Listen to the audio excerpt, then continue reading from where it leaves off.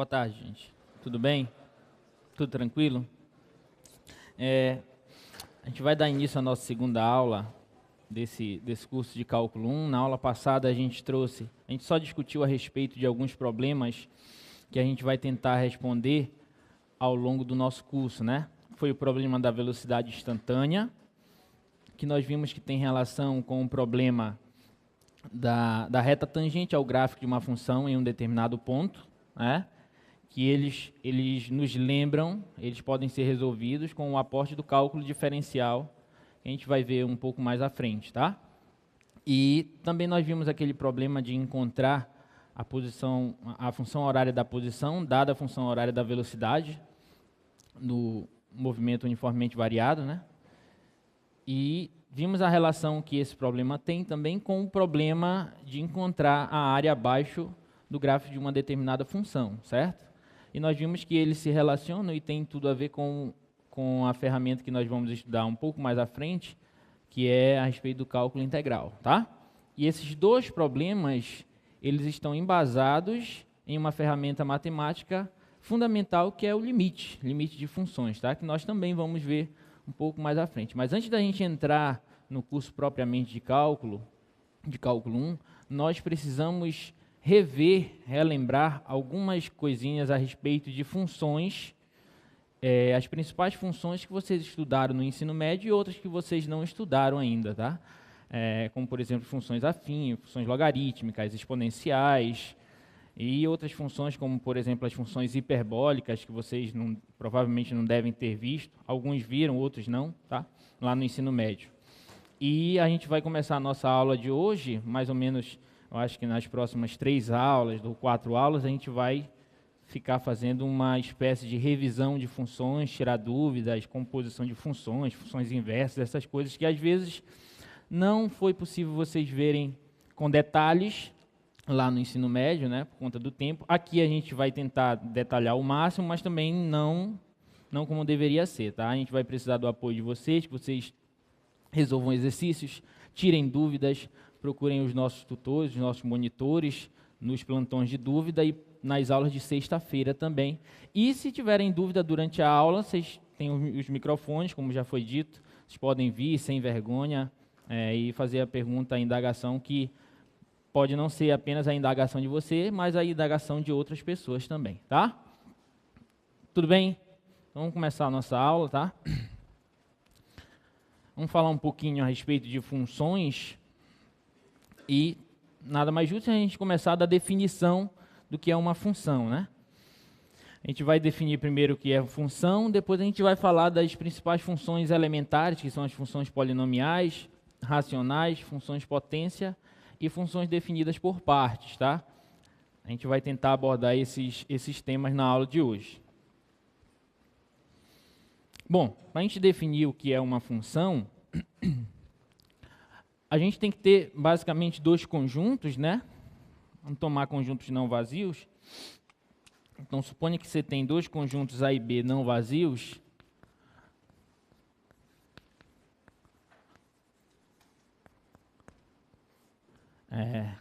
Você tem 2 conjuntos A e B.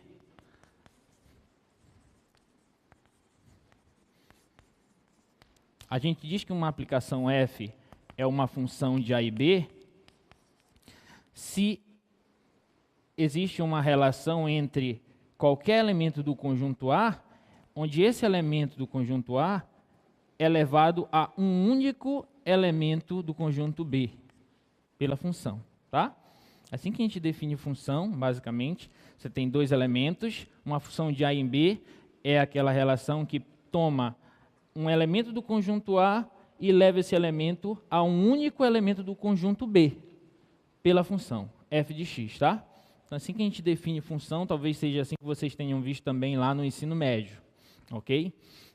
E essa ideia de função está muito presente no cotidiano da gente, né? Por exemplo, você vai a um posto de gasolina, você coloca gasolina lá no seu carro, na sua moto, quem tiver carro, quem tiver moto aqui, né? E aí tem um certo valor, que atualmente está bem alto, né? O valor do preço do litro da gasolina, E isso nos dá mais ou menos uma ideia de função, porque quanto mais litros de gasolina você coloca no tanque do seu automóvel, mais você paga, certo? E esse valor a ser pago, ele depende da quantidade de litros que você colocar e do preço individual de cada litro. Isso também nos dá uma ideia de função, só para a gente entender mais ou menos como essa ideia de função está presente no nosso cotidiano, tá? Então, vamos para cá. Então, considere que você tem esses dois conjuntos A e B, como eu já falei. Uma função é uma lei de associação que toma cada elemento x que pertence a A e leva em um único elemento y que pertence a B, tá? Essas duas palavrinhas, um único elemento, essas três palavrinhas, na verdade, são super importantes, tá? Tem que satisfazer essa condição para que a gente esteja diante de uma função, tá? Esse conjunto A, vocês já devem saber, ele é chamado de domínio da função f, tá? E o conjunto B é chamado de contradomínio da função f, ok? Bom, a gente costuma muitas vezes representar funções de várias maneiras. Uma das representações é pelo diagrama de Venn, né? Vamos supor que você tenha aqui dois conjuntos A e B.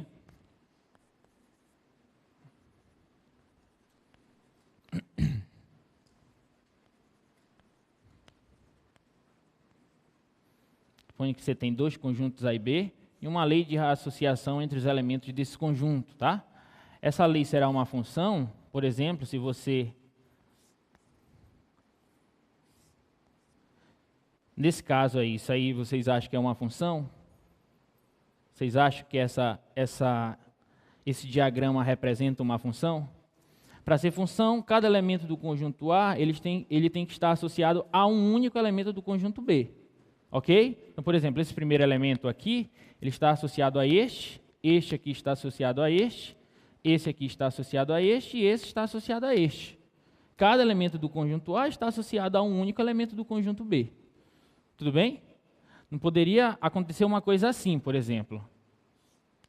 Isso aqui já não pode, entendeu? Porque esse elemento do conjunto A está associado a dois elementos do conjunto B. Isso aqui já quebra a nossa definição de função. Tudo bem?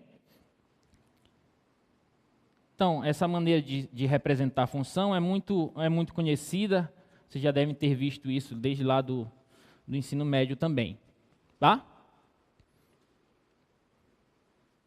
Bom, tem outra maneira também que alguns livros gostam de representar a função, que é através daquelas tabelinhas, né? Você monta duas colunas, por exemplo, com o preço da gasolina e a quantidade de litros que você vai colocar, e o valor a ser pago, você monta duas colunas e toma os elementos da coluna da esquerda de vocês como se fossem os elementos do conjunto A e os outros elementos da outra coluna como se fossem os elementos do conjunto B e faz uma correspondência entre eles. O problema desse tipo de representação, do diagrama de Venn e através de tabelas, é que a maioria das funções com que nós trabalhamos e que nós iremos trabalhar aqui no curso de cálculo, é que o domínio delas são conjuntos, em geral, são intervalos do conjunto real, certo?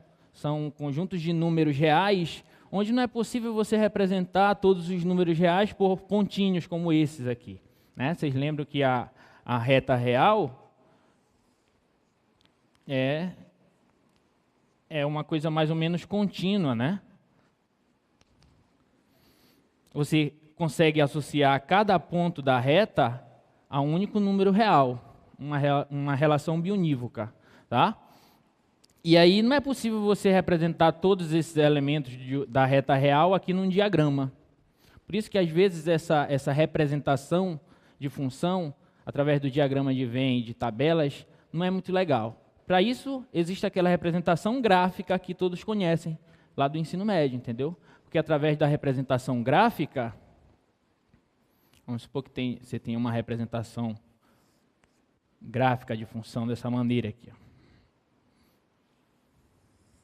Tá?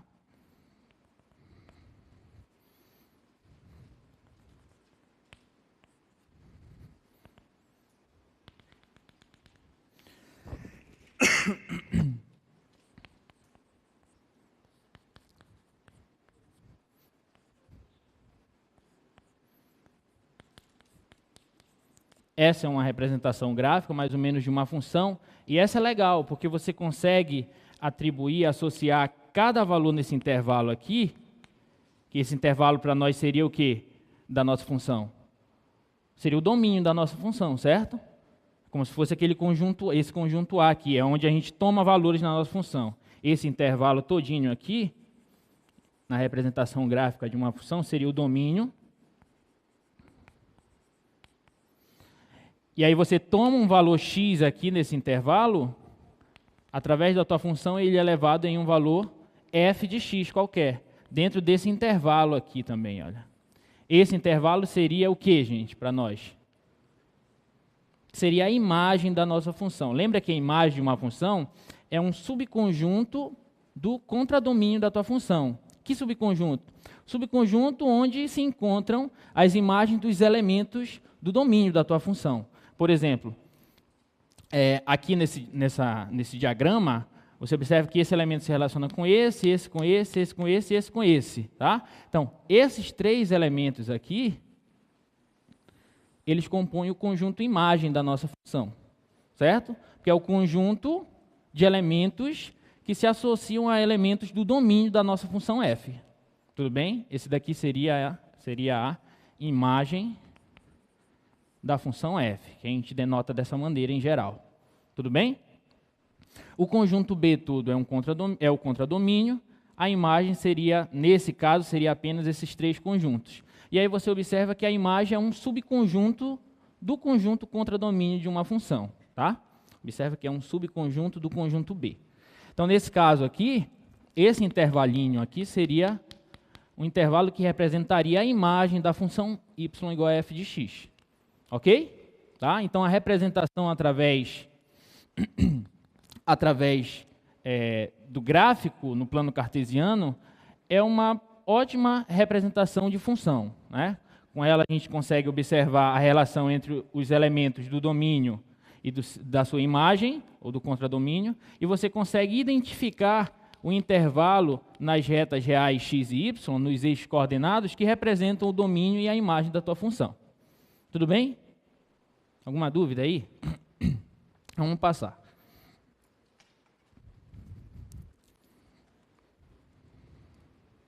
Aqui é o que a gente acabou de falar, tá? Essa é mais ou menos a definição formal da imagem de uma função. Ela é um conjunto formado pelos elementos do conjunto B, que se relaciona com os elementos x do conjunto A através da função y igual a f de x. Tá? Então, o conjunto imagem de uma função é um subconjunto do contradomínio dessa função. Tá? Aqui a representação através do diagrama de flechas, tá? Que a gente já falou. Esse primeiro conjunto aqui representa, em geral, os elementos do domínio da tua função. O segundo conjunto, contradomínio. E os elementos que se associam aos elementos do domínio, os elementos do contradomínio que se associam aos elementos do domínio, representam o conjunto imagem, formam um conjunto imagem. Tá? Então, essa daqui é uma representação de função. Aqui uma ideia de representação de função através de tabelas. Tá? Não vou falar muito disso.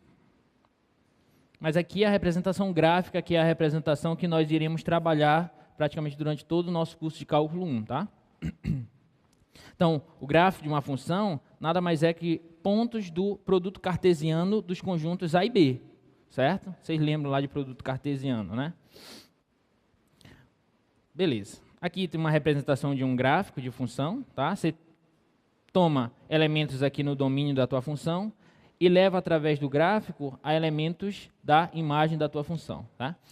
O detalhe é que, quando você tem um gráfico, que você desconfia que é um gráfico de uma função, como é que você sabe? Você olha para um gráfico num plano cartesiano, como é que você identifica se aquele gráfico é de fato o gráfico de uma função? Você tem que estar atento para a definição de função que nós demos. Tá? Qual é a definição de função? Você pega um elemento x do seu domínio e leva a um único elemento y do seu contradomínio, certo? Então, por exemplo, se você tem um gráfico desse tipo aqui,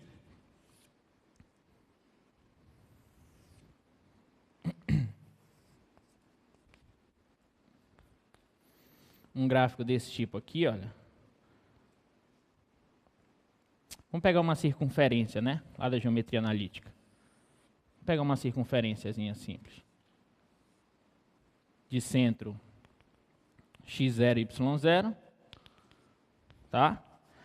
Essa circunferência representa o gráfico de uma função, gente? O que vocês acham? Sim ou não? Alguém pode vir ao microfone e dizer por que não? Não tenho medo, tá? Coisa mais normal do mundo. Vir ao microfone. Durante todo o curso eu vou ficar chamando gente aqui para vir ao microfone e responder as perguntas, tá? E não tem problema se não souber também. Vocês podem fazer pergunta aí, eu posso não saber responder.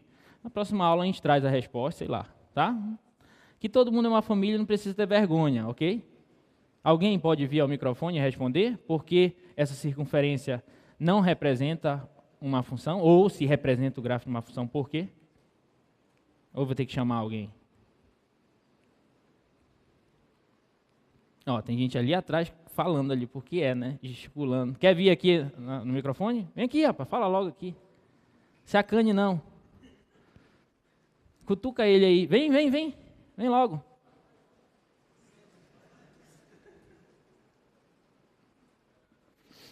Beleza. Dê logo uma salva de palmas para ele, porque ele teve coragem, né? Beleza. Obrigado, meu amigo. Diga seu nome e seu curso primeiro, por favor. Lucas Ricardo, de Engenharia de Computação. Beleza. Porque isso aqui representa o gráfico de uma função? Não representa, porque o x só pode se relacionar a um único ponto em y. No caso, e vai bater em 2 se fizer uma reta ali. Uma reta vertical, né? Isso. Muito bem, muito obrigado. Palmas para ele, tá? Legal. Isso que ele falou foi exatamente o que alguns livros falam sobre o teste da reta vertical para você identificar quando um gráfico representa uma função ou não. Por exemplo, se você traçar uma reta aqui, olha, uma reta vertical, tá? Essa reta ela vai tocar esse gráfico em 2 pontos, certo? Isso quebra a definição de função que nós demos, tá? Por quê? Porque esse elemento x aqui, x1, sei lá, ele está sendo levado por essa representação gráfica a 2 pontos. É como se ele possuísse 2 imagens. Isso quebra a nossa definição de função. Porque o que a gente diz? Para ser função, cada elemento do domínio só pode se relacionar a um único elemento do seu contradomínio. Ok? Então isso aqui já não seria a representação gráfica de uma função. Tudo bem? Isso é importante você saber, é isso que a gente quer que vocês entendam. Porque o teste da reta vertical diz o seguinte, se você traça retas verticais em uma representação gráfica e pelo menos uma dessas retas tocar em mais de um ponto no gráfico, nessa representação gráfica, isso já não é o gráfico de uma função, entendeu? Só que às vezes o aluno sai traçando reta e verifica lá que tocou em mais de um ponto, aí já diz que não é função, mas nem sabe o porquê disso. E o que a gente espera aqui é que vocês entendam o porquê das coisas. Por que quando eu traço uma reta vertical aqui e toca em mais de um ponto, isso aqui não vai representar uma função? É porque esse elemento aqui estará associado a mais de um ponto. E isso quebra a definição que nós demos de função. Tá claro isso aí? Tá? Então isso aqui, por exemplo, não representa o gráfico de uma função. Isso aqui também não representaria o gráfico de uma função, olha. Porque, por exemplo, você toma um elemento, você traça uma reta vertical aqui, esse elemento, x1, vai estar associado, olha, a 3 elementos. Bastam 2 para quebrar já a ideia de função, tá? Mas aqui ele está associado a 3 elementos, por exemplo, um y1, um y2, um y3. Isso aí quebra totalmente a nossa definição de função. Tranquilo, gente? Isso aí? Alguma dúvida? Então vamos passar, tá?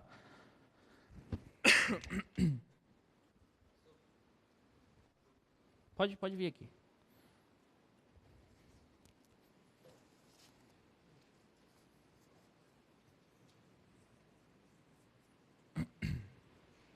Boa tarde, meu nome é Bruno, sou de Telecom. Beleza. A questão que eu tenho para passar, professor, é que no caso da circunferência, no caso, se for traçada uma reta bem, digamos assim, no limite da circunferência. Entendi. Bem aqui assim, né? Ainda assim, ela tocará em 2 pontos? aqui, né, que você fala. Por exemplo, assim. Exato. Tocando uma reta tangente, né, no caso. Exatamente. Ainda assim, não será o gráfico de uma função, porque o teste da reta vertical, né, nos diz que basta que uma das retas toque em mais de um ponto. Entendeu? Esse daqui, por exemplo, olha, se eu traçar a reta aqui, toca em apenas um ponto, olha. Aqui toca em apenas um ponto. Belezinha. Aqui está tranquilo. Só que vai ter uma parte do gráfico e quando eu traço a reta vertical, vai tocar em mais de um. Isso já quebra a ideia de função. Basta que uma das retas toque em mais de um ponto, entendeu? Obrigado. Tranquilo? Obrigado. Beleza. Palmas para o nosso amigo aí. Essa indagação foi importante porque muita gente, às vezes, confunde isso mesmo. Traça apenas uma reta, digamos, entendeu? Traça apenas uma reta vertical em um local exatamente onde vai tocar em apenas um ponto e já diz que aquilo é o gráfico de uma função. Não. A ideia seria que você pudesse traçar infinitas retas verticais nessa representação gráfica e verificar se pelo menos uma dessas retas vai tocar em mais de um ponto. Se isso ocorrer, já não vai ser mais gráfico de função. Tranquilo? Tá? Bom, aqui é o que a gente falou, tá? A representação gráfica é legal porque ela nos permite visualizar quem é o domínio e quem é a imagem da nossa função em geral, tá? Um exemplo do gráfico de função. Aqui é o teste da reta vertical que a gente está falando, eu vou passar. Aqui é uma elipse, tá?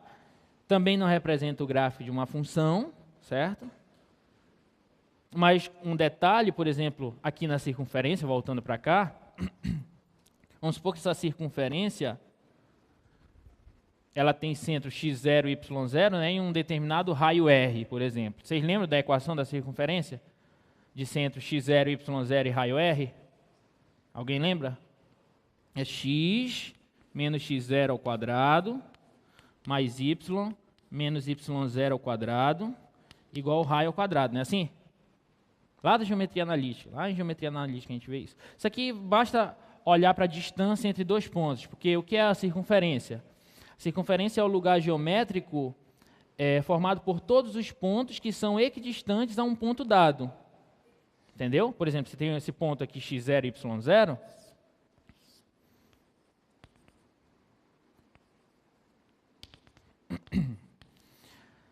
Aí você mede, estipula uma distância rzinho. O que vai ser a circunferência? Vai ser a união de todos os pontos que são equidistantes, ou seja, que estão a uma mesma distância, desse ponto que você estipulou inicialmente.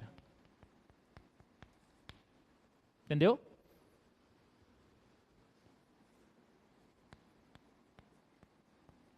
Se você pega todos os pontos que estão a uma mesma distância, no caso a distância R, desse ponto dado, isso vai ser a circunferência. Então, para você encontrar a equação da circunferência, basta utilizar a fórmula da distância entre dois pontos. Olha. Você pega um ponto genérico xy, e calcula a distância. Vamos supor que isso aqui seja o centro C, isso aqui é um ponto P.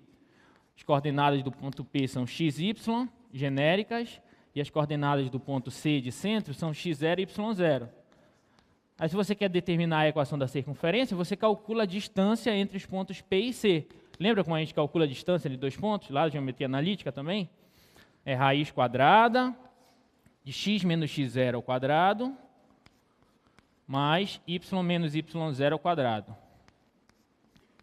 Só que essa distância é constante para todos os pontos P, constante igual a R. Aí se você pega e eleva ao quadrado os dois lados, essa raiz cancela, né? Vai ficar R quadrada, x menos x0 ao quadrado, mais y menos y0 ao quadrado. Entendeu? Entendeu? Tá? Mas por que eu estou falando isso? Porque a circunferência toda, ela não nos representa, nesse caso, o gráfico de uma função. Mas se eu pegar uma semicircunferência, pegar apenas daqui até aqui, olha, por exemplo, aí nesse caso eu tenho uma representação gráfica de uma função. Concorda? Porque se eu traçar aqui qualquer reta vertical que eu trace aqui, nesse gráfico, só vai tocar em apenas um ponto, olha. Qualquer reta vertical só toca em um ponto. Então isso representa o gráfico de uma função. Tudo bem? Então, mesmo quando você tem uma determinada representação gráfica que não representa o gráfico de uma função, você pode, às vezes, fazer alterações de forma que essa representação possa se tornar o gráfico de uma função, entendeu? Tranquilo? Tudo bem, vamos passar. Aqui nós temos a elipse, por exemplo, que eu já falei também, não representa o gráfico de uma função, tá? A respeito do domínio. Em geral, a gente deveria sempre explicitar o domínio de uma função quando a gente começasse a trabalhar com uma determinada função, entendeu? Só que, em geral, isso não acontece. E muitas vezes é pedido em alguns livros, alguns exercícios, que você determine o domínio de uma certa função. Então, a gente vai adotar, no nosso curso, que o domínio de uma função sempre será o maior subconjunto dos reais onde aquela função esteja definida. Tudo bem? Por exemplo, vamos para cá.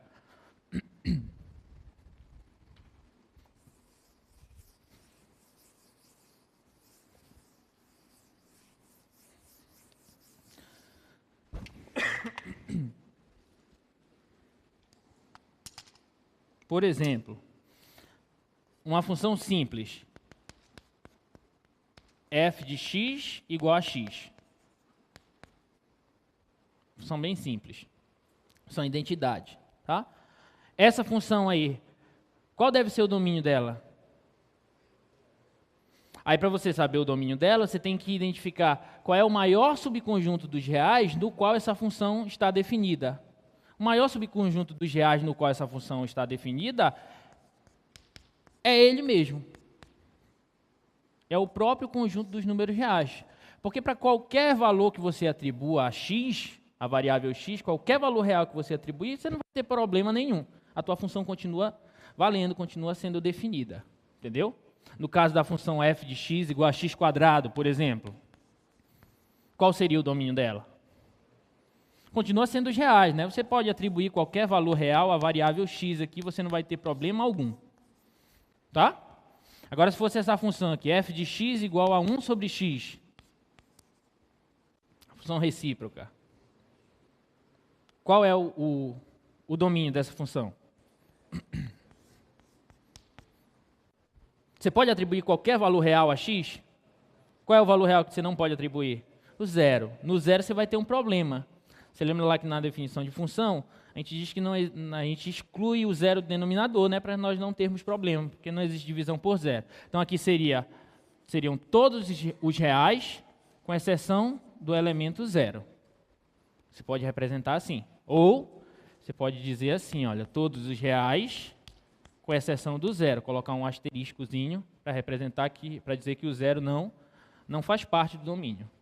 Ou você poderia colocar naquela representação de intervalos, você poderia colocar assim, olha, do menos infinito até o zero, união do zero até o mais infinito. Certo? Lembrando na reta real aqui, ó, essa representação nos diz que o zero ele não entra, né? Quem entra no domínio? Todos esses caras, do menos infinito até o zero, está aqui, e a partir do zero até o mais infinito. Só o zero não entra. E a gente pode representar intervalo aberto através do parêntese, ou você pode representar intervalo aberto através do colchete dessa maneira, assim. Certo?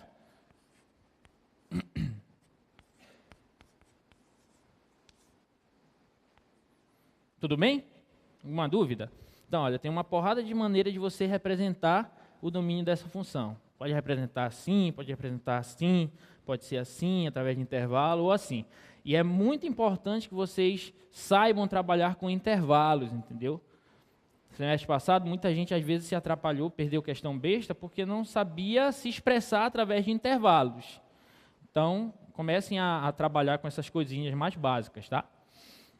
Então, o domínio dessa função é esse. Deixa eu ver, tem outras funções aqui para a gente tentar encontrar os domínios delas. Ó, é essa função aqui, ó. F de x igual a 1 sobre x².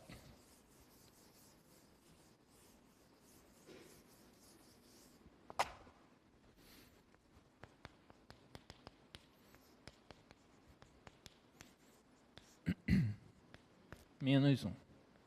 Essa daqui. O que tem que acontecer aí para essa função estar bem definida? O denominador tem que ser diferente de zero, confere?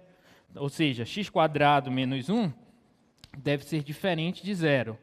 Ora, mas se x² menos 1 deve ser diferente de zero, isso é porque o x² deve ser diferente de 1. Se eu passo 1 para lá.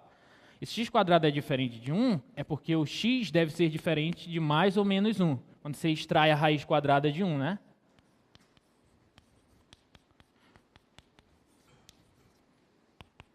X deve ser diferente de mais ou menos 1. Ok? Então, qual seria o domínio dessa função? O domínio dela seriam todos os reais, com exceção desses dois camaradas, o menos 1 e o 1. E aí você pode representar assim. Tá? Alguma dúvida? Não tem dúvida, eu vou passando. Deixa eu ver outro. Ver se tem outro.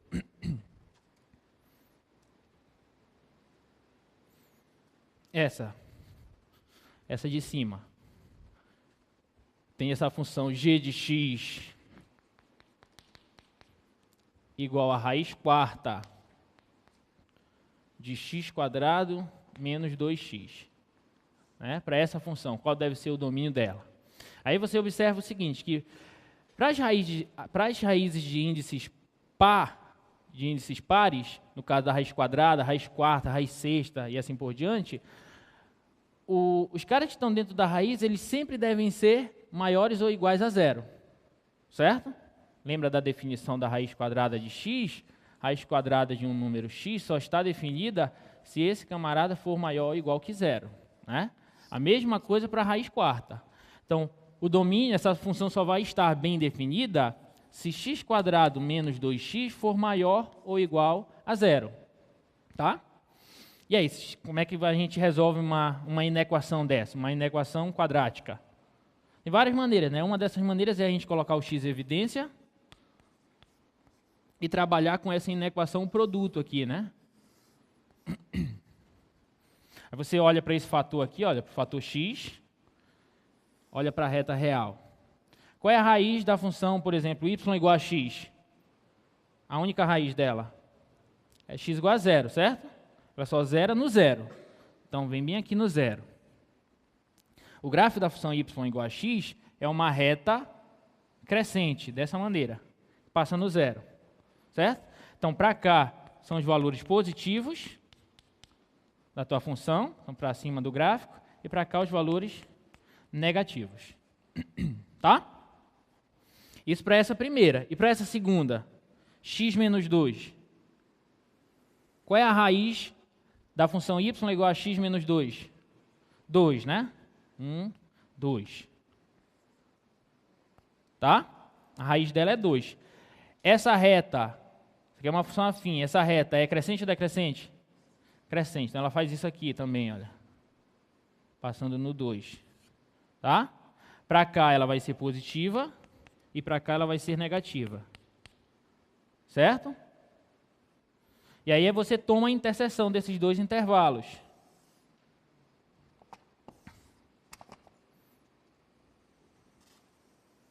Tá aqui o 0, tá aqui o 2. Aí você faz jogo de sinal. Menos e menos faz mais. Mais e menos faz menos. Mais e mais faz mais. Tá? Como você quer a parte que é maior ou igual que zero, então você vai ficar com a parte positiva. Incluindo o zero, que é maior ou igual. E aqui também, para a parte positiva. Incluindo o 2, porque é maior ou igual. Certo? Então, qual seria o domínio dessa função? Vamos escrever em termos de intervalo. Domínio da f, quem vai ser? Menos infinito até o zero, fechado. Aí coloco o colchetezinho. Não vai dar para escrever aqui, eu vou escrever bem aqui.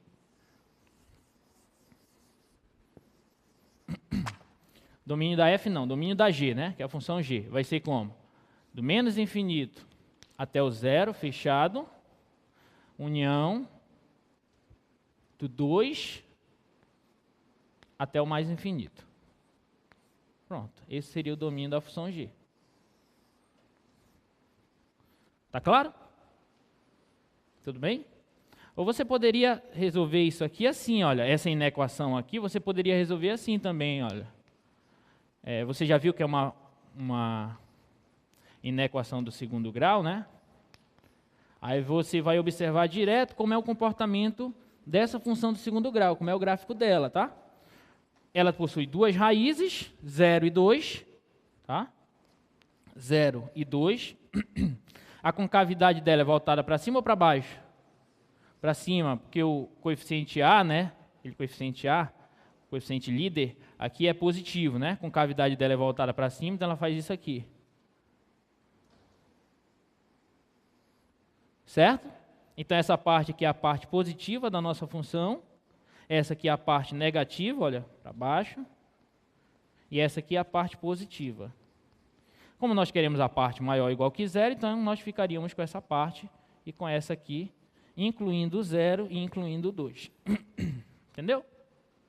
Alguma dúvida? Tá a mesma coisa, tá? E vamos ver mais esse último exemplo aí, por favor. 2x menos 4 sobre raiz quadrada de x ao cubo menos 8. h de x igual a 2x menos 4 sobre raiz quadrada de x ao cubo menos 8. Né? Beleza. Aqui no numerador dessa fração, tem algum problema? Tem alguma restrição à variável x? Tem nenhuma, né? E no denominador? Tem, né? Primeira coisa é que você tem uma raiz. E lembra que raiz, o cara que está dentro da raiz, x ao cubo menos 8, sempre deve ser maior do que ou igual a 0. Concordas? Mas está certinho o que a gente fez aqui? Não, por quê? Porque o denominador de uma fração não pode ser 0. Então você esquece isso aqui. Então, o x ao cubo menos 8 deve ser apenas maior que 0. Ok? Aí essa daqui é uma inequação simples, né? Você pode trabalhar assim, olha, x ao cubo maior que 8, passar o 8 para lá. E nesse caso o x seria maior que a raiz cúbica de 8. Maior que a raiz cúbica de 8. E a raiz cúbica de 8 é quanto? 2, né? Então tá aqui, olha. X tem que ser maior que 2 aí, tá? Então o domínio dela, posso escrever isso aí em termos de intervalo, né? Seria o 2 aberto, do 2 até o mais infinito. Tá? A partir do 2 para cá, todo mundo. Só que o 2 não entra, porque é estritamente maior que 2. Tudo bem? Tudo tranquilo, né?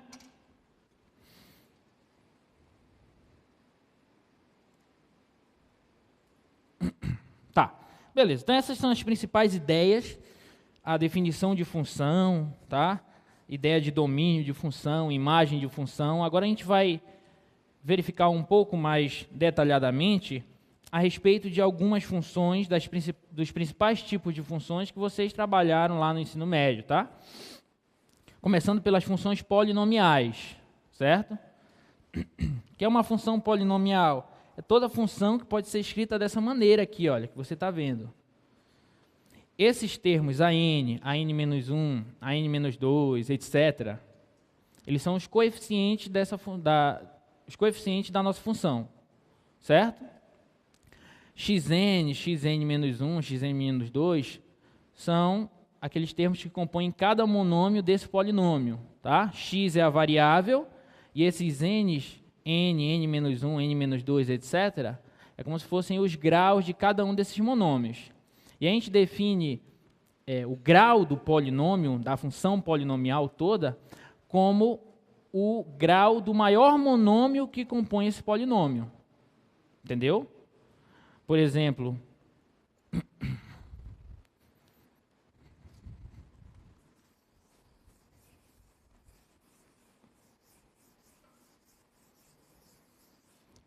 aqui, olha.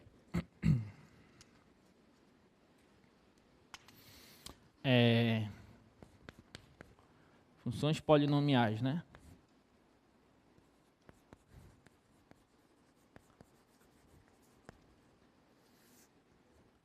exemplo, esse daqui, f de x igual a x ao cubo menos 3x² mais 3x menos 1, isso aqui é uma função polinomial, né? E qual é o grau dessa função polinomial? Que a gente denota assim, ó, grau da função f. Aí você vai olhar para o monômio de maior grau que compõe esse polinômio, entendeu? O monômio que possui maior grau é esse termo aqui, olha, x ao cubo. Então, o grau dessa função f é 3. Tá? Tudo bem? Então, esse aqui é um exemplo básico do que seria uma função polinomial, tá? E tem duas principais funções polinomiais que vocês viram lá no ensino médio, né? As principais são a função afim, ou função polinomial do primeiro grau, né? Que é aquela função definida por ax mais b, com a diferente de zero, né? Porque se o a for igual a zero, já não é mais a função afim. É a função o quê? Constante, né? Lembra que toda função y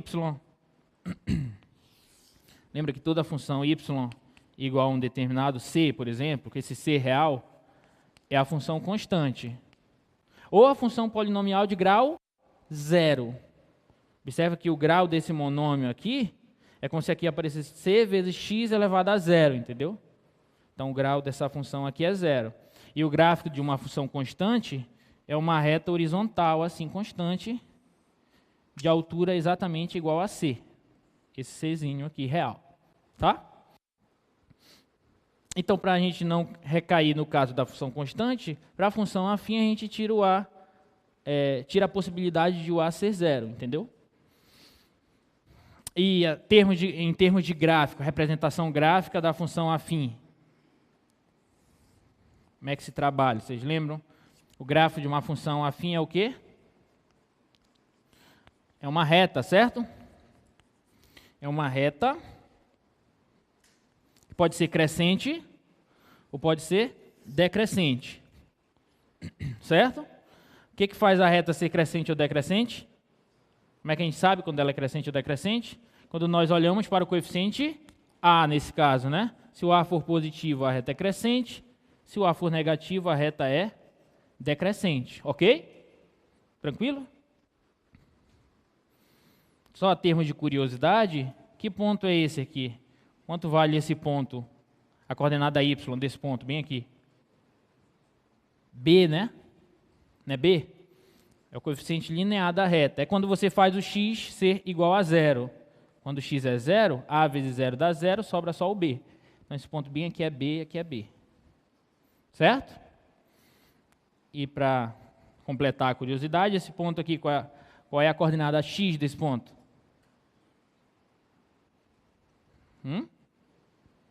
Esse ponto aqui, as coordenadas dele são, digamos, x, que você não conhece, e 0 em y, né? Só fazer y igual a zero, olha. Faço menos b e passo a dividindo. Vai ser menos b sobre a. Aqui também, menos b sobre a. Entendeu? Só afim. Primeiro ano do ensino médio, que vocês viram isso, tá? Essa é a primeira função polinomial. Polinomial porque ela é definida por um polinômio e um polinômio de grau 1. Polinômio de grau 1, bem aí, tá? A segunda é exatamente a função quadrática. Olha, às vezes eu vou falando rápido assim. O cara que não entendeu alguma coisa, pergunta, entendeu? Te levanta, fala, professor, calma, entendeu? Aí a gente vai com calma, tá? Às vezes a gente se empolga aqui e vai falando rápido. Bom, função quadrática. Função quadrática.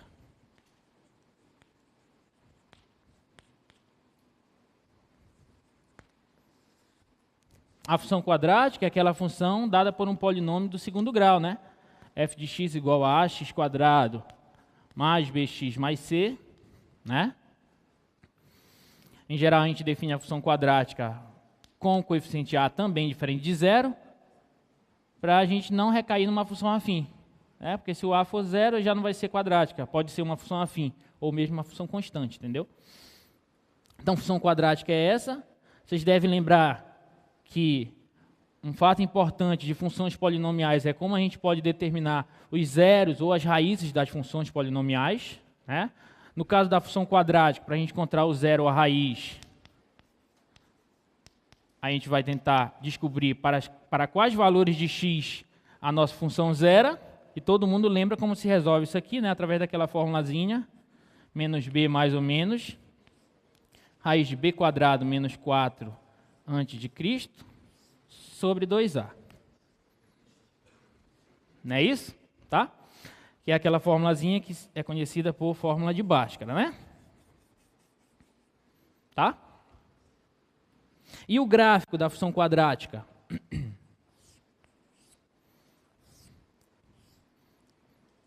Gráfico da função quadrática, vocês viram lá no ensino médio, que é uma parábola, né? Agora nós até falamos sobre isso, né? É uma parábola cuja concavidade pode ser voltada para cima ou para baixo, né? Aqui onde o gráfico intercepta o eixo das abscissas se encontram as raízes da função quadrática, x1 e x2, quando você faz a variação aqui do sinal para positivo e para negativo, né? Aqui também, x1 e x2. Tá?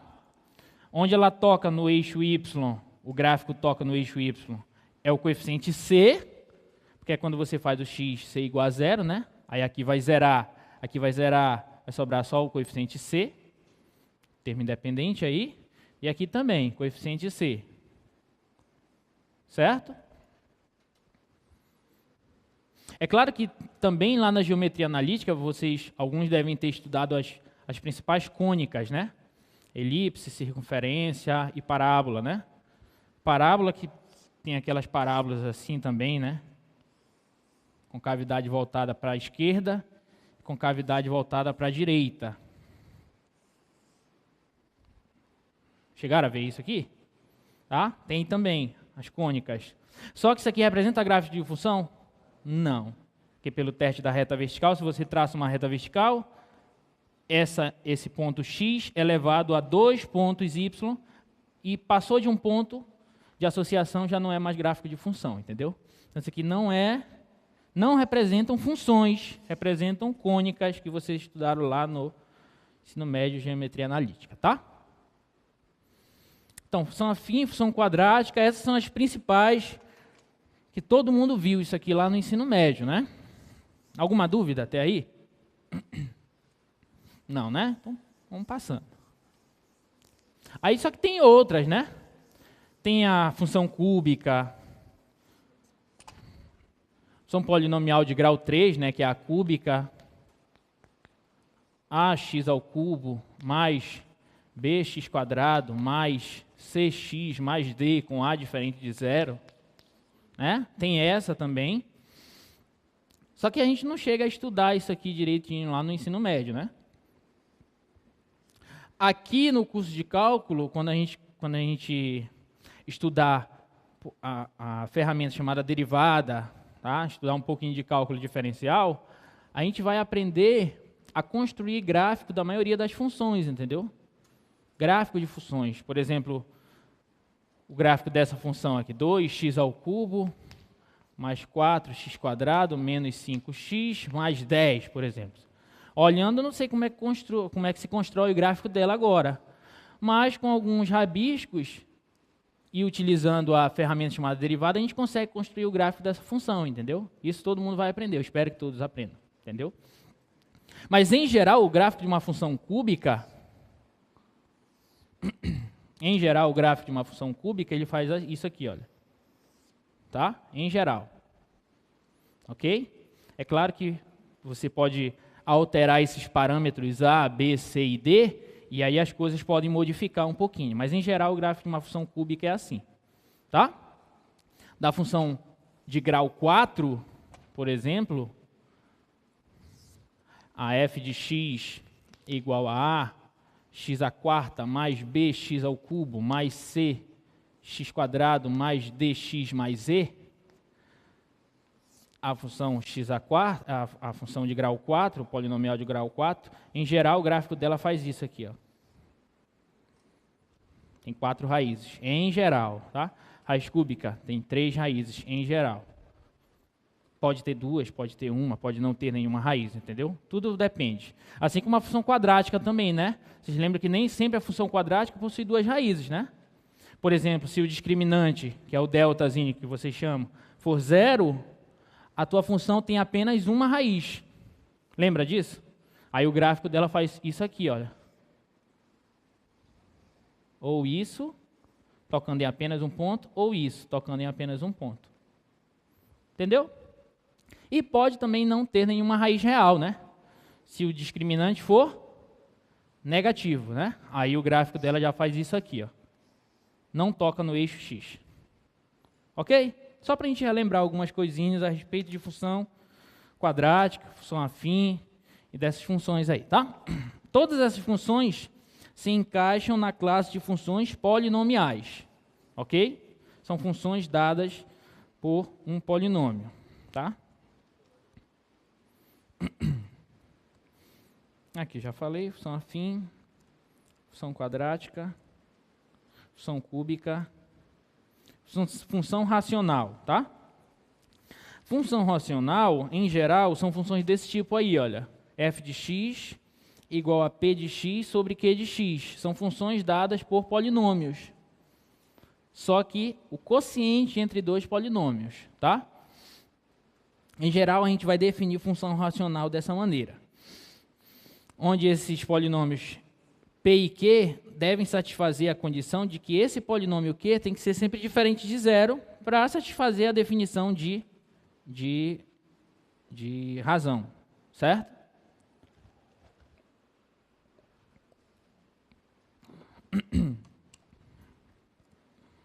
Por exemplo, essa função y igual a x menos 1 sobre x mais 1. Essa é uma função racional, tá? Função racional e o domínio dela são todos os reais com exceção do menos 1, né? Porque observa que se você colocar o x igual a menos 1 aqui, vai zerar o denominador, tá? E aí a tua função não estaria definida, tudo bem? O gráfico dessa função, a gente também vai aprender a construir gráfico dessa função, mas dessa função aqui é esse aqui, o gráfico dela, olha. Tá? Parece muito com o gráfico da função 1 sobre x, né? A função recíproca. Vocês lembram como é o gráfico da função 1 sobre x?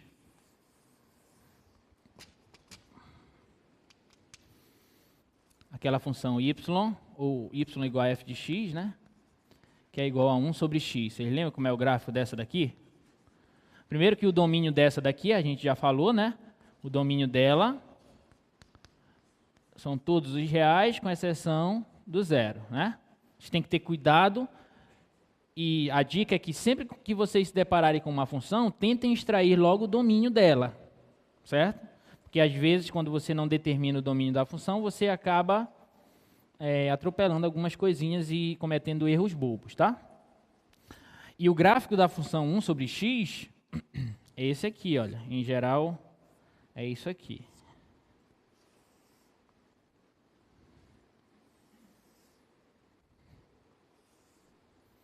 Tá? Observa que o gráfico não toca no eixo das ordenadas. Por quê?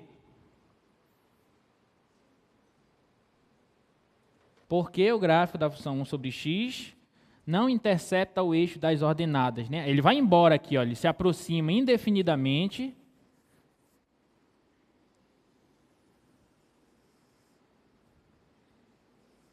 Tá? Ele se aproxima indefinidamente do eixo das ordenadas, mas nunca encosta. Por quê?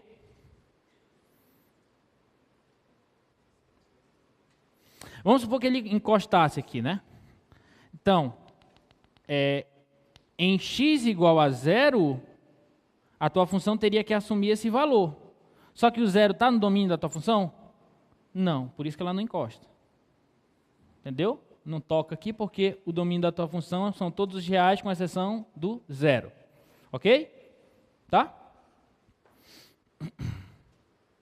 E ela também não encosta no eixo das abscissas. Por quê? Porque o gráfico da função recíproca, função 1 sobre x, não encosta no eixo das abscissas. Alguém para responder?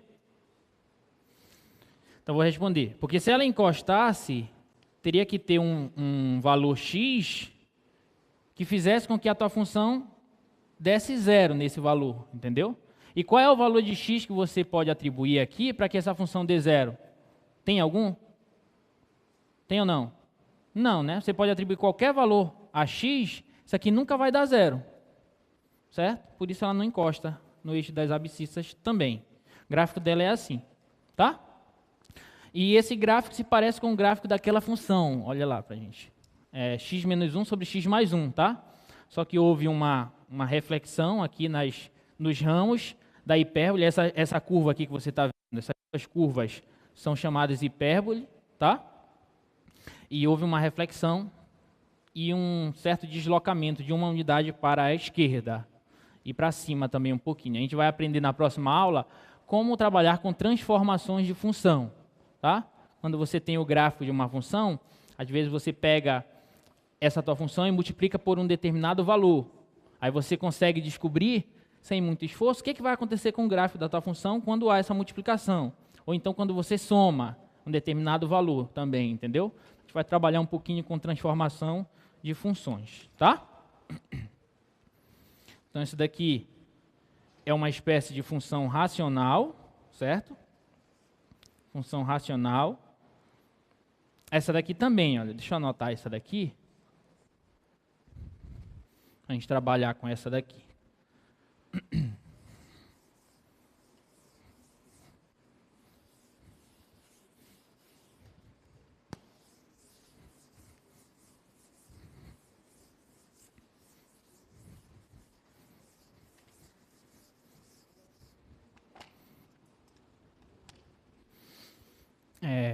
F de x igual a x ao quadrado mais 3x menos 4, entre parênteses, vezes x quadrado menos 9. Tudo isso dividido por x quadrado mais x menos 12, vezes x mais 3, tá? Então, vamos supor que a gente queira esboçar o gráfico dessa função. Dessa daí dá para a gente esboçar. Vamos tentar fazer essa, tá? Parece muito difícil esboçar o gráfico dessa, mas é bem simples, como vocês vão ver. Primeira coisa é extrair o domínio dessa função, certo? Onde é que está o domínio dessa função? Como é que eu determino o domínio dela? O denominador deve ser diferente de zero, concorda? Então, x quadrado mais x menos 12 vezes x mais 3, isso aqui deve ser com certeza diferente de zero, para que a nossa função esteja definida, tá? Bom, se esse produto deve ser diferente de zero, isso significa que tanto esse daqui deve ser diferente de zero, quanto esse aqui também deve ser diferente de zero. Os dois fatores têm que ser diferentes de zero, porque se um deles for igual a zero, o produto vai dar zero. E é o que a gente não quer. Tudo bem? Então, x quadrado mais x menos 12 tem que ser diferente de zero. E x mais 3 também deve ser diferente de zero. Ok? Esse de baixo é muito simples. Qual é o valor que o x não pode assumir? Menos 3, né? X deve ser diferente de menos 3. E essa daqui, x quadrado mais x menos 12, diferente de zero. Função de segundo grau, né? Aí você tem que calcular lá a delta Bhaskara. Deixa eu ver se dá para fazer função de produto. Menos 4 e 3, certo? X deve ser diferente de menos 4. E x deve ser diferente de 3, tá certo? soma menos 1, produto menos 12. Tá? Ok? Tudo bem? Então, aquela função f de x igual a x ao quadrado mais 3x menos 4 vezes x quadrado menos 9 sobre x quadrado mais x menos 12 vezes x mais 3, ela possui por domínio todos os números reais, com exceção de quem? Do menos 4, do menos 3 e do 3. Fora esses três, camaradas, qualquer número real pode ser atribuído à tua função, que ela vai estar bem definida. Tudo bem? Agora vamos supor que a gente queira construir o gráfico dessa função aí, tá? Aí a gente pode mexer um pouquinho nela. Vou fazer o seguinte, olha. Vou mexer um pouquinho nela. F de x vai ser igual... Vou repetir essa parte de cima por enquanto. Aliás, vou olhar logo para a parte de baixo, para o denominador. Observa que essa função aqui é essa mesma e as raízes dela são menos 4 e 3. Então, posso escrever ela na forma fatorada, não posso? Lembra da forma fatorada? Seria x menos 3 vezes x mais 4. Não é isso? Tá? Como as raízes são menos 4 e 3, você troca o sinal x menos 3, e aqui você troca o sinal x mais 4, certo? E essa daqui, cadê a outra? Aqui, x mais 3, continua. Tá? Aí esse fator aqui, x quadrado mais 3x menos 4, eu vou repetir aqui só para eu trabalhar devagar. X quadrado menos 9. Esse fator aqui é uma função quadrática, provavelmente ela possui duas raízes também, e aí a gente pode escrevê-la na forma fatorada também. Quais são as raízes dessa daqui? Façam aí, enquanto eu escrevo aqui o denominador. Vejam quais são as raízes dessa função. Já? A soma tem que dar menos 3... e o produto tem que dar menos 4. 4 e... Não, menos 4 e 1, certo? Menos 4 e 1. A soma vai dar menos 3. Lembra que troca o sinal aqui? Positivo. A soma dá menos 3 e o produto dá menos 4, tá? Então, escrevendo isso aqui na forma fatorada, isso aqui vai ser x mais 4, troca o sinal, vezes x menos 1. Tá certo? Tranquilo? E essa daqui, x quadrado menos 9, na forma fatorada. Isso aqui é o quadrado da diferença de dois termos. Observa que 9 você pode reescrever como 3 ao quadrado. Certo? E como é que fica? Vou fazer bem aqui. Como é que fica o quadrado da diferença de dois termos? Vocês lembram? Isso aqui é a mais b vezes a menos b, não é assim? Certo? Então, posso reescrever isso aqui, olha, x quadrado menos 3 ao quadrado, que é 9, como x mais 3 vezes x menos 3. Tudo bem? Aí, olha, dá para cortar uma porrada de coisa aqui, olha, x mais 4 com x mais 4, x menos 3 com x menos 3, x mais 3 com x mais 3. Então, aquela função que era grandona se reduziu a isso aqui, olha. X menos 1. É claro, o domínio dela continua sendo esse aqui, ó. Tá? Então, se a gente quer esboçar o gráfico dessa função, como é que a gente faz?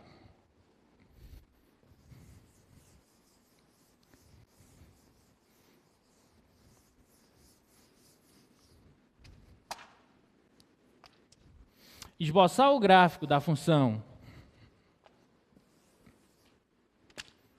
f, lá do início, é o mesmo que esboçar o gráfico da função x menos 1, tomando cuidado em relação ao domínio da tua função, tá? Então, como é o gráfico da função x menos 1? Ela toca no eixo das ordenadas no menos 1, né? No menos 1. E no eixo das abscissas, ela toca no 1. Então, ela faz isso aqui, ó. Tá? 1, e aqui menos 1, né? Porque o coeficiente linear é menos 1, e a raiz dela é x igual a 1. Pronto. Certo? Só isso? Não, né? Muito bem, gostei do não. Tudo bem. Não, por quê? Porque no domínio da tua função não entram esses três camaradas aqui, né? Então, menos 1, menos 2, menos 3, menos 4. Quando x é menos 4, quanto é a tua função? Quanto ela assume? Você faz a conta, olha, menos 4, menos 1 dá menos 5. Também aqui vem menos 5. Quando x é menos 3, a tua função assume que valor? Menos 3, menos 1 dá menos 4. Também aqui é menos 4. E quando x... 1, 2, 3. Quando x é 3, a tua função assume que valor? 3 menos 1, 2. Né? Então aqui é 2. Só que esses camaradas não pertencem ao domínio da nossa função. Então, bem aqui vem uma bolinha aberta, para indicar que esse ponto não pertence ao gráfico da nossa função. Esse aqui também, olha, uma bolinha aberta. E esse aqui também, uma bolinha aberta. Tá? Aí esse sim é o gráfico da função y igual a f de x. Alguma dúvida? Não? Tá claro isso aí? Então vou passar, tá? Então bora passar. Tá aqui, ó, o gráfico mais bonitinho da função, tá? Que é essa função aí que a gente trabalhou agora.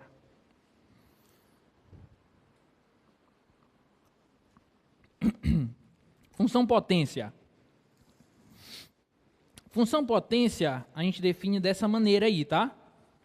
É toda a função dessa forma, y ou f de x igual a x elevado a alfa, onde esse alfa é uma constante, certo? Em geral, a gente vai trabalhar com esse alfa sendo um número natural ou um número racional. Poderia ser outros também, tá? Mas a gente quer dar atenção para esses dois casos, quando o alfa for um número natural e quando ele for um número do tipo 1 sobre n, racional desse tipo, tá? Por exemplo, se o alfa for 1 nesse caso, a tua função vai ser y igual a x, que seria uma função afim, certo? Função identidade. Se o alfa for 2, seria y igual a x quadrado, seria uma função quadrática. Alfa for 3, seria y igual a x ao cubo, e assim por diante, tá? Já se o alfa for 1 sobre n, por exemplo, com n igual a 1, a tua função seria x elevado a 1 sobre 1, que dá 1. Agora, se o n fosse 2, já seria 1 sobre 2. Aí a tua função já seria a função raiz quadrada. Que seria x, vou escrever isso aqui. Seria y igual a x elevado a alfa, né? Vamos tomar aqui, no caso do alfa ser igual a 1 sobre n. Se eu tomo n igual a 2, então a tua função já seria y igual a x elevado a 1 sobre 2. Né? Que é o mesmo que a raiz quadrada de x. Certo? E essa função aqui, vocês sabem como é o gráfico dela? O gráfico da função x quadrado, desculpa, raiz quadrada de x. O gráfico dela é assim, olha. Certo? Essa função é a função inversa da função y igual a x quadrado, quando você restringe o domínio da função x quadrado para os reais positivos, certo? Porque a função x quadrado ela é assim, não é? Não é assim a x quadrado? Certo? Aí quando você restringe o domínio dela apenas para os reais positivos, você fica só com essa parte.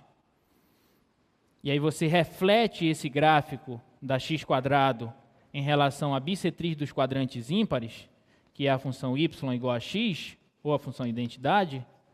Quando você reflete ele para cá, você obtém o gráfico da função y igual a raiz quadrada de x. Essa daqui é a função y igual a x quadrado. O que a gente vai ver na próxima, acho que é na próxima aula, que a gente fala de inversão de função, de funções, que o gráfico da função inversa de uma função é o reflexo do gráfico dessa primeira função em relação à função identidade. Entendeu? Por exemplo, está aqui o gráfico da função identidade, olha, a função x² faz isso, aí você reflete, é como se você espelhasse esse gráfico em relação à reta y igual a x. É como se a reta y igual a x fosse um espelho. O reflexo dele vai ser esse daqui. Esse daqui é o gráfico da função y igual a raiz de x. Tá? A gente vai falar um pouquinho de mais detalhe, com um pouquinho de mais detalhe na próxima aula sobre isso, tá? Bom, mas as funções potentes são funções desse tipo, tá? E observem que as funções, por exemplo, x elevado a 1, x elevado a 3, x elevado a 5, etc., são funções ímpares.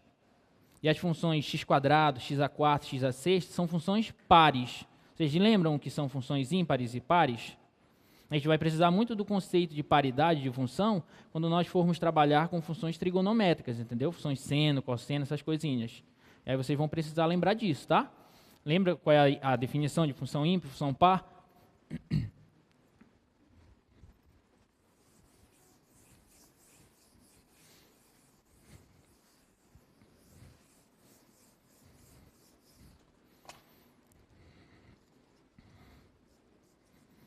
Uma função, ela é dita uma função par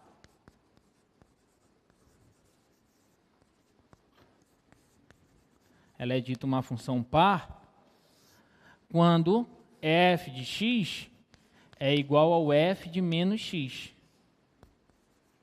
para todo x que pertence ao domínio dessa f. Esse símbolo aqui, esse A de cabeça para baixo, é para tudo, tá? Para todo x, né? Cadê o x? Faltou o x. Para todo x que pertence ao domínio de f. Tá? Então, essa é a definição de função par e função ímpar.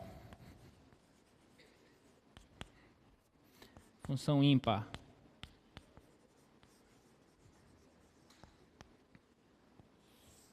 é quando o f de x é igual a menos o f de menos x.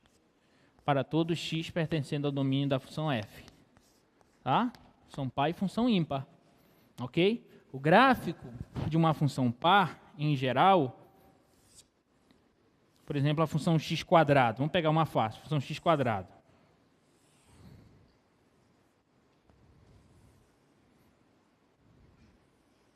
A função y igual a x², ela é uma função par.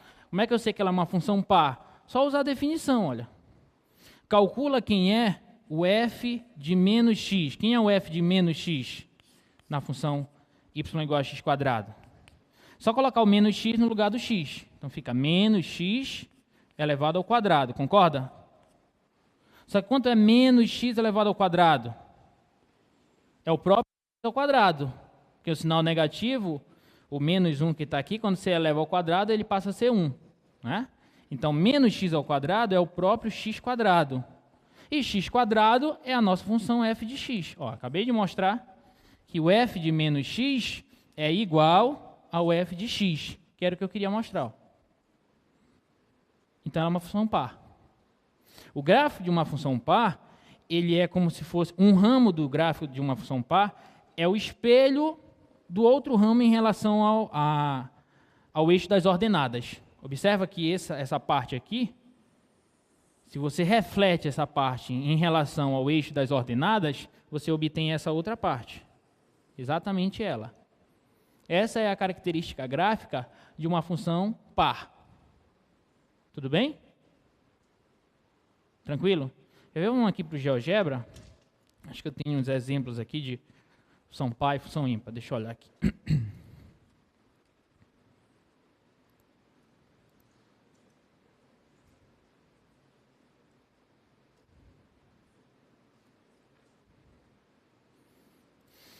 Olha, esse softwarezinho aqui é o GeoGebra, tá? Ele tem até para o celular, é grátis. Então eu indico que vocês baixem para o celular de vocês, que a gente vai utilizar muito ele durante as nossas aulas e ele pode ajudar muito vocês a a verificar se vocês acertaram ou não, por exemplo, a construção do gráfico de uma função. Certo? Quando nós formos trabalhar com derivada, nós vamos aprender a construir gráficos de função, e o GeoGebra é uma ferramenta poderosa nesse sentido. Ele te ajuda a construir gráficos de funções e não só isso, a trabalhar com construções geométricas e uma porrada de coisa, tá? Então, eu indico a vocês que baixem esse aplicativozinho para o notebook ou para o celular, etc. Tá? Então, aqui eu coloquei as funções de potência, tá? No caso, quando n for igual a 1, você vai ter a função x elevado a 1. Quando n for igual a 2, você vai obter a função x ao quadrado. Está aí o gráfico da x ao quadrado, como a gente já conhece. No caso de x ao cubo, já vai ser essa aqui, olha. Tá? Esse é o gráfico da função x ao cubo. X à quarta é essa. Observa que o gráfico, desculpa, que o gráfico da x à quarta é muito parecido com o gráfico da função x ao quadrado.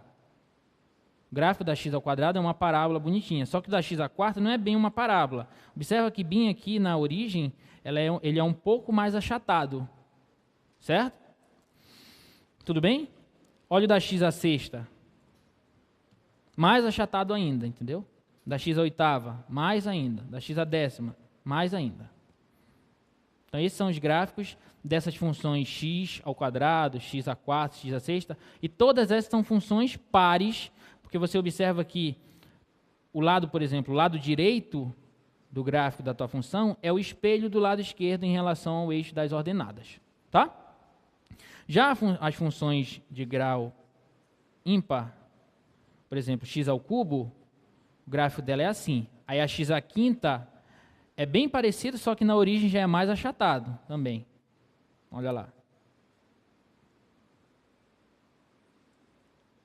Legal, né? Certo? X à quinta. X à sétima, mais ainda, olha. X à nona, mais ainda. E assim por diante. E essas funções são funções ímpares. Certo? Se eu calculasse aqui, vamos calcular só para a gente. Fez para par, vamos fazer para ímpar. Por exemplo, vamos pegar uma. Vamos pegar x ao cubo, por exemplo.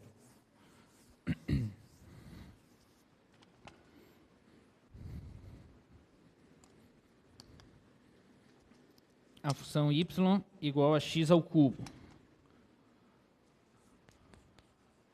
Ela é uma função ímpar. Como é que eu sei? Bora calcular quem é o f de menos x. Tá? O f de menos x vai ser quem? Coloco menos x e eleva ao cubo.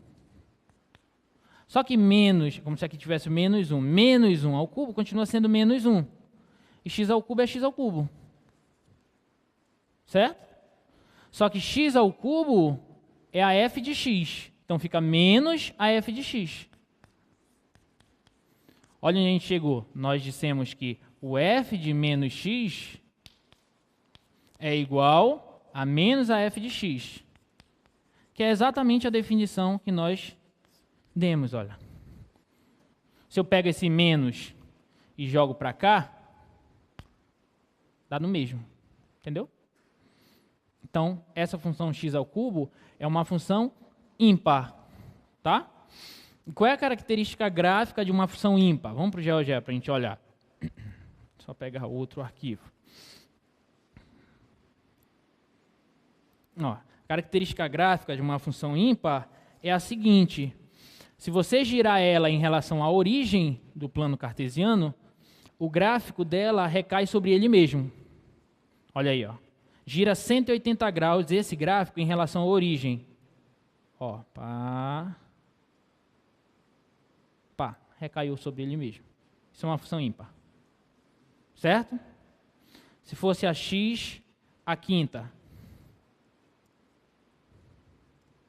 Está aí o gráfico dela.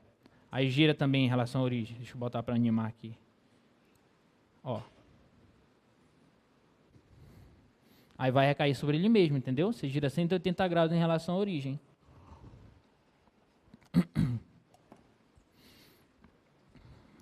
O ruim de animar é que ele demora, tá?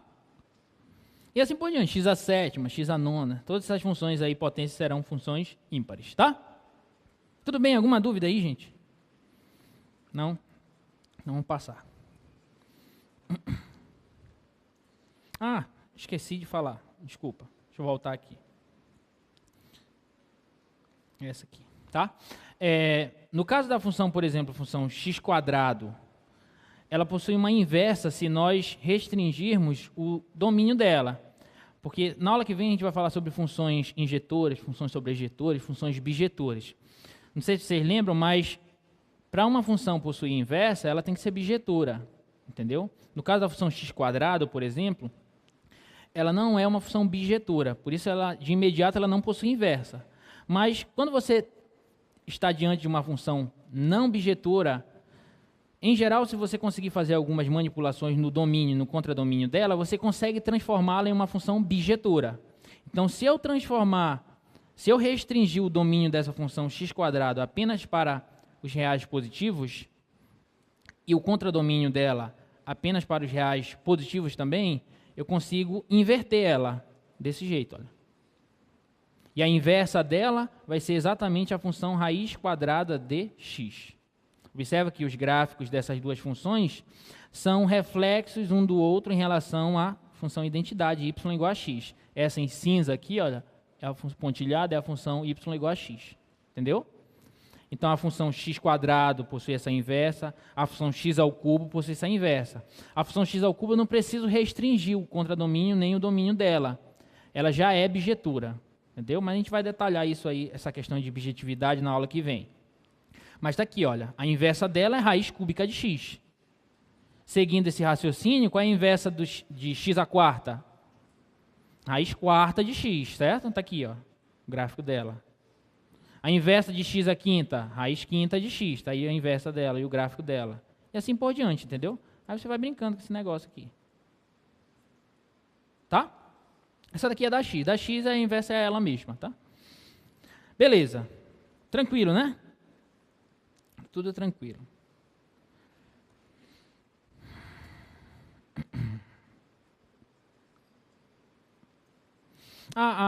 As funções potência, o grau, o expoente, aliás, pode ser negativo também, como nesse caso aqui, olha. Se eu coloco alfa igual a -1, eu recaio naquela função y igual a 1 sobre x, que é a função recíproca, tá? Podem ser negativos. Na verdade, pode ser qualquer número real, a potência. Só que a gente vai abordar aqui essas principais, tá? O gráfico da função recíproca. E para finalizar, vamos falar de funções definidas por partes, tá? Talvez vocês tenham visto esse tipo de função lá no ensino médio também. Funções definidas por partes são funções que possuem formas diferentes em intervalos diferentes que pertençam ao seu domínio, entendeu? Tem uma função que todo mundo, eu creio que conhece, que é uma função definida por parte. Quem sabe me dizer qual é? Tem uma função definida por... A mais conhecida, todas as vezes que a gente pergunta, a gente fala sobre função definida por parte, essa é a primeira que a gente toma como exemplo. Quem sabe qual é? É a função f de x igual ao módulo de x. Lembra da função módulo? Lembra qual é a definição de módulo? O módulo de x nós definimos como sendo o próprio x, se ele for maior do que ou igual a zero, e definimos também sendo menos x, se ele for menor que zero. Lembram disso? Tá? São módulos de x essa daí. O gráfico dela como é? Da módulo de x. Observa que a partir do zero, ela se comporta desse jeito. Igual a função y igual a x. Então, o gráfico dela é assim. A partir do zero é assim. Y igual a x. À esquerda do zero, para todo camarada à esquerda do zero, ela já é y igual a menos x. Então, já é assim, ó. Esse Vzinho aí. Tá? Com um bico ali na origem. Esse é o gráfico da função módulo de x. E essa função é uma função definida por parte. Por quê? Porque nessa parte do domínio dela, ela é definida dessa maneira. Nessa outra parte, ela já é definida dessa outra maneira. Sacou? Belezinha? Tranquilo? Beleza. Então, isso aí é uma função definida por parte, tá? Bora ver se tem outros exemplos aqui. Ó, essa daí, por exemplo. Bora olhar essa daí.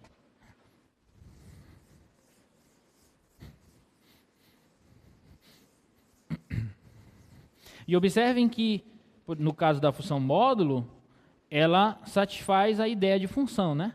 A definição de função. Traçar retas verticais aqui, continua tocando em apenas um ponto, tá? Então, é uma função. Bora ver outra lá? F de x igual a x² se o x for maior do que ou igual a menos 1 e 1 menos x se o x for menor que o menos 1. Bora ver essa daqui. Bora tentar construir o gráfico dessa função, tá? Então, observa que para x maior ou igual a menos 1, a nossa função se comporta desse jeito. E para x menor que 1, a nossa função já se comporta desse jeito. Tá? Então, como é que deve ser o gráfico dela? Bora olhar aqui.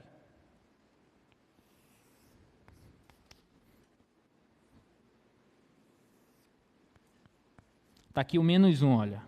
Menos 1. Quando x é menos 1, bora olhar para essa de cima.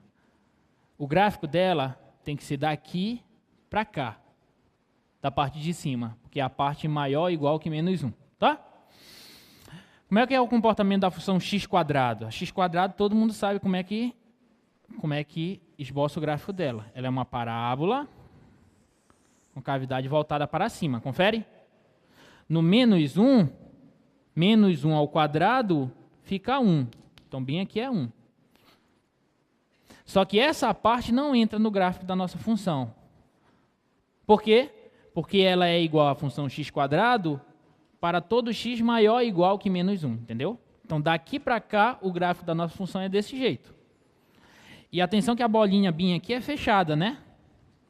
Vamos colocar uma bolinha fechada bem aqui, porque é maior do que ou igual, tá? Bolinha fechada aí. Agora, à esquerda do menos 1, a nossa função já se comporta desse jeito aqui, olha. Certo? Por exemplo, vamos supor que ela estivesse definida em menos 1 desse lado. Observe que ela não está definida em menos 1 desse lado, tá? Mas vamos supor que ela estivesse. Quanto é que ficaria a imagem da tua função quando x é menos 1? Ficaria 1 menos o menos 1 dá 2, certo?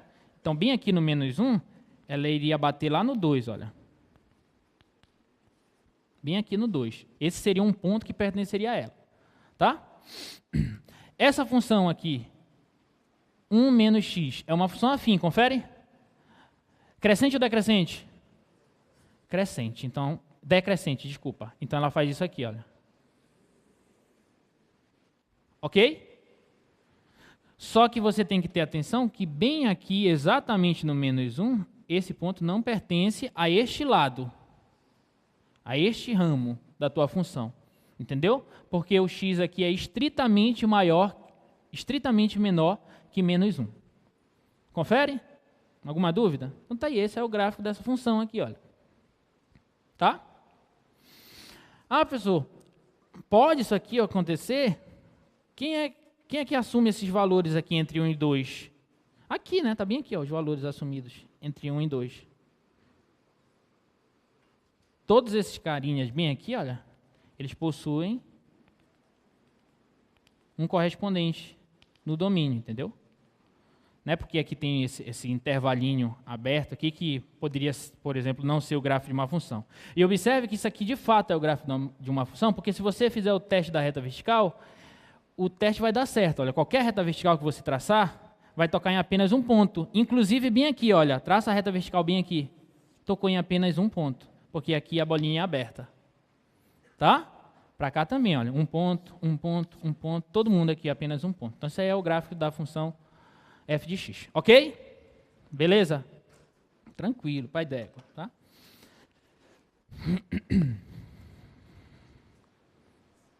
O domínio dela são todos os reais, porque observa que ela está definida à direita do menos 1, incluindo ele, e à esquerda do menos 1, tá?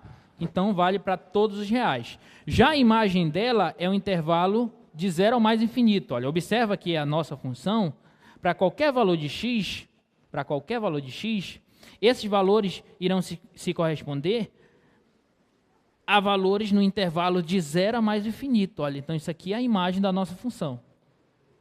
Ok? Todos esses camaradas aqui, olha, se você toma um x aqui, o correspondente dele vai estar aqui. Você toma um x aqui, o correspondente dele vai estar aqui. Se toma um x aqui igual a menos 1, correspondente dele é 1. Se toma um x para cá, o correspondente dele está para cá. Então, qualquer valor do domínio vai se corresponder a um valor da imagem, e a imagem é exatamente esse intervalo. Olha, vou colocar aqui, a imagem dessa função f é um intervalo de 0 a mais infinito. Ok? Tá? Tá aí, ó, o gráfico dela. Para quem ainda não usou o GeoGebra, se for, por exemplo, colocar esse gráfico aí, ele vai te dar o gráfico da função, mas é claro que ele não vai te dar um gráfico com essa bolinha aqui aberta, por exemplo. Porque não tem como, entendeu? Porque a reta, os pontinhos são todos colados um do outro. Só para vocês entenderem. Na verdade, entre dois pontos existem infinitos pontos. Vocês sabem disso, né? Por mais próximos que eles estejam, entre dois pontos, na reta real, sempre existem infinitos pontos. Então, não tem como ele te dar uma bolinha aberta lá, como aqui está no desenho. Olha, esse gráfico aqui foi exportado lá do GeoGebra para cá. Tá? E observa que bem aqui não tem a bolinha aberta. Tá? A não ser que eu vá e coloque uma bolinha aberta lá, desenhe uma bolinha aberta. Aí ele fica. Tá? Alguma dúvida até aí? Eu vou passar. Essa daqui é a função modular, tá? Função módulo de x, todo mundo conhece. Eu acabei de falar dela. O gráfico dela é esse Vzinho aí, tá? Vou passar também, nosso tempo está acabando. Essa aqui é a função de Heaviside. Ela é uma função utilizada lá na eletricidade, tá? Para representar chaves que ligam e desligam. Então, ela é definida dessa maneira aí, olha. Como é que é o gráfico da função de Heaviside? H de t é o quê? 0 e 1, né? 0 se o t for menor que 0. E 1 se o t for maior do que ou igual a 0. Então, como é que é o gráfico dessa?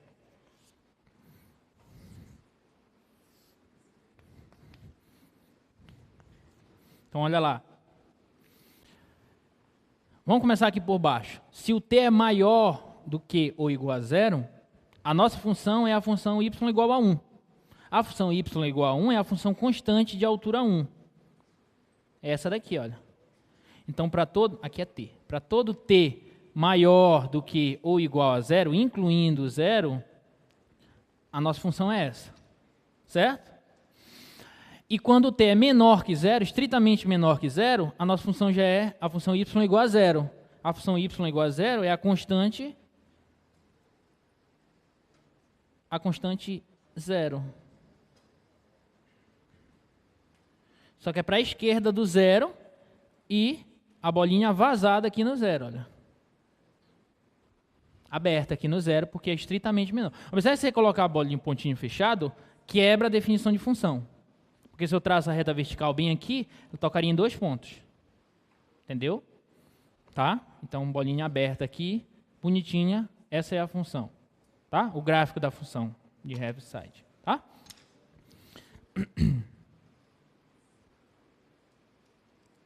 Tem mais algum? Tá aqui o gráfico mais bonitinho, tá? Esse daí.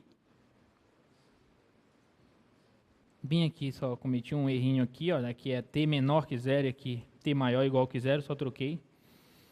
Mas tudo bem. No gráfico está certo. E a função maior inteiro? Já ouviram falar da função parte inteira? Ou função maior inteiro? A parte inteira de um número, a gente diz que é o maior inteiro que não supera esse número. Por exemplo, a parte inteira de 1 é o próprio 1, que é o maior inteiro que não supera ele. A parte inteira de meio, por exemplo, é quem? 0,5. A parte inteira de 0,5, quem é? é zero, porque o zero é o maior inteiro que não supera o meio. Entendeu? A parte inteira de 1,5, quem é? É 1. Porque o 1 é o maior inteiro que não supera o 1,5. Entendeu? Isso aí nos dá também uma função. O gráfico dessa função é esse aqui, olha. Função escada, a gente chama. Certo? Ó, a parte inteira, por exemplo, de todos os carinhas entre 0 e 1, a parte inteira deles são sempre, é sempre o 0. Tá? Todos os carinhas entre 1 e 2, a parte inteira deles são sempre iguais a 1. Tá? E assim por diante. Isso aqui também é uma função definida por partes. Tá? Porque você observa que ela, em cada intervalinho, por exemplo, entre 0 e 1, entre 1 e 2, entre 2 e 3, cada intervalinho do tipo n mais 1, com n inteiro, a tua função tem um certo ramo. Então, ela vai mudando em cada intervalinho, por isso a gente diz que ela é uma função também definida por partes. Tudo bem? Bom, na próxima aula a gente vai falar sobre um pouquinho de funções inversas, sobre funções compostas e transformações no gráfico de uma função. Ok? Estudem. Eu já coloquei as notas de aula lá na plataforma Moodle até a aula, eu acho que 5, se eu não me engano. Até a aula 5 ou 6. Então, peguem as notas de aula, deem uma lida. Se tiverem dúvidas, perguntem. E até a próxima aula. Lembrem que sexta vocês têm aula de monitoria sexta? A aula de monitoria vocês já têm na sexta. E eu vou fazer o possível para ir lá visitar vocês, tá? Se der, a gente se encontra lá na sexta. Tchau!